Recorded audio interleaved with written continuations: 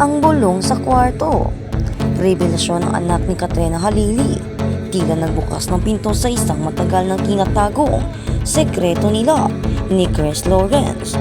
Kung bago ka lang sa channel na ito, huwag kalimutang mag-like, share, comment, and subscribe. Sa mundo ng showbiz kung saan ang bawat ngiti ay madalas na may kaakibat na script at ang bawat kilos ay pinag-iisipan para sa imahe, madalang tayong makatagpo ng purong katotohanan.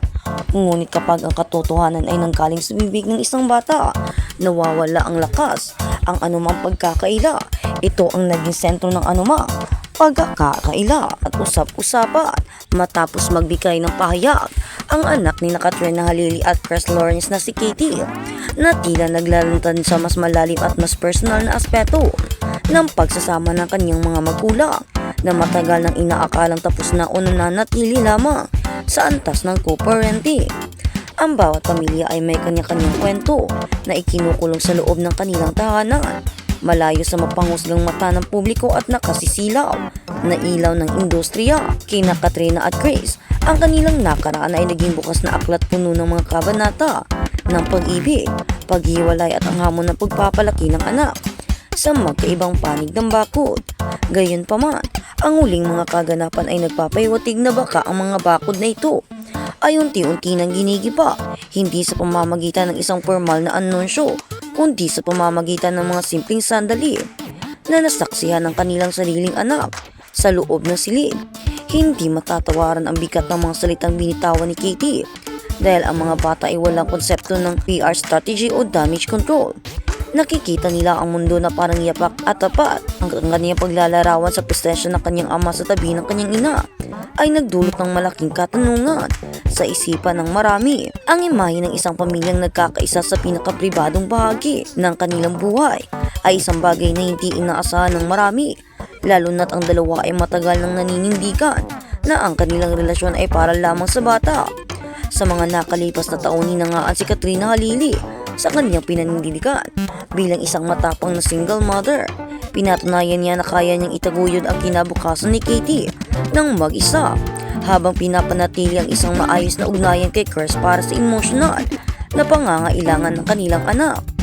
Ngunit ang pagiging magkatabi na binanggit sa mga usap-usapan ay nagmumungkahi ng higit pa sa obligasyon.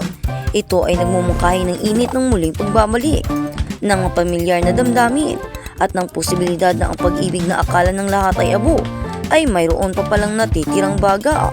Ang katauhan ni Chris Lawrence bilang isang ama ay hindi kailanman kwenestyon dahil madalas siyang nakitang makasama ang kanyang anak sa mahalagang okasyon. Ngunit ang pagpasok niya sa mas pribadong spasyo ni Katrina ay nagbibigay ng bagong kulay sa kanyang papel sa buhay ng aktres. Hindi madali para sa dalawang taong naghiwalay na bumalik sa gunung antas ng pagpapalagayang loob, maliban na lamang kung mayroong malalim na pag-unawa o muling pagbubukas ng puso na nangyayari sa likod ng mga saradong pinto, mga pintuan at bintana. Maraming tagas-baybay ang nagtatanong kung ito ba isang simpleng pagkakataon lamang o isang sinyalis ng formal na pagbabalikan. Sa kabila ng lahat ng mga kontrobersyang pinagdadaanan ni Katrina sa kanyang karera ay ang makita siyang muling masaya at tila may katuwang sa loob ng bahay ay isang bagay na ikinatuwa ng kanyang mga tapat na tagahanga. Gayunpaman, ang misteryo ay nananatiling nakabalot sa bawat ilos ni Chris at Katrina na tuwing kilala ay nasa harap ng publiko. Tila tinatago ang tamis na ibinubunyag naman ng kanilang anak. Ang dinamika ng kanilang relasyon ay tila isang masalimuot na tula na mahirap basahin. Sa unang tingin may mga sandali na tila sila ay magkaibigan lamang. Ngunit ang mga pasulyap-sulyap at ang mga paraan ng kanilang pakikitungo sa isa't isa ay nagpapahiwatig ng isang kasaysayan na hindi basta mabubura. Ang bawat salita ni Katie ay nagsisilbing tulay upang maunawaan natin bahaging hindi natin nakikita sa mga social media posts o sa mga panayam sa telebisyon. Sa puntong ito, hindi lamang ang pagiging magulang ang pinag-uusapan, kundi ang esensya ng tahanan mismo. Ang tahanan ay kung saan ang isang tao ay pinaka-vulnerable, at ang pagpayag ni Katrina na muling maging bahagi si Chris ng kanyang pinaka-pribadong spasyo ay isang malaking hakbang.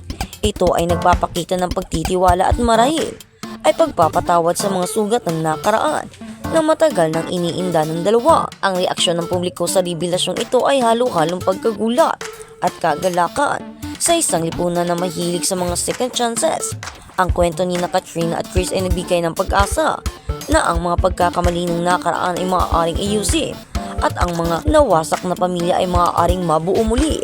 Ngunit kasabay nito takot na baka ang lahat nang ito ay muli mauwi sa sakit, lalo na't may isang batang nakasalalay sa gitna ng lahat ng ito. Si Katie sa kanyang murang edad ay naging hindi sinasadyang tagapagsalita ng isang katotohanan. Ayaw pang aminin ng mga matatanda.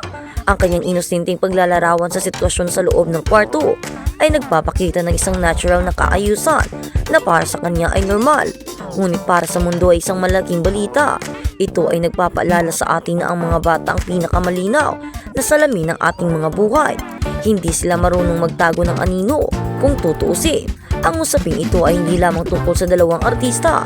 Ito ay tungkol sa hirap at sarap ng muling pagbuo ng tiwala.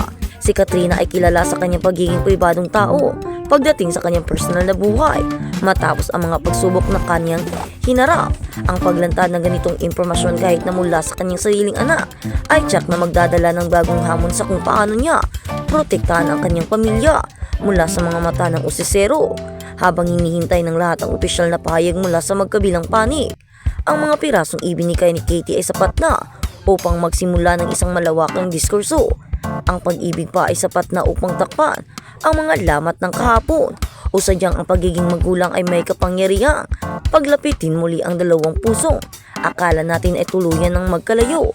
Ang bawat kanto ng kanilang bahay ay tilang may kwentong nais ikwento at unti-unti nating naririnig ang bawat bulong nito.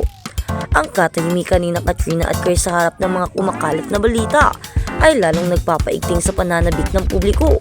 Sa bawat araw na lumipas na walang pagkakaila, tila lalong nagiging totoo ang mga pahayag ng bata.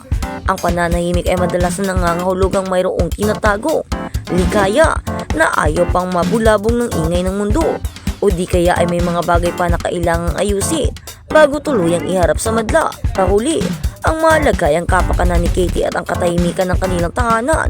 Ngunit hanggang may tanong na naiiwang nakabitin sa ere, patuloy na maghanap ang lahat ng kasagutan. Ang kwento ng pagiging magkatabi sa kwarto ay hindi lamang usaping pisikal. Ito ay simbolo ng muling paglapit ng dalawang kaluluwa sa gitna ng isang magulong mundo.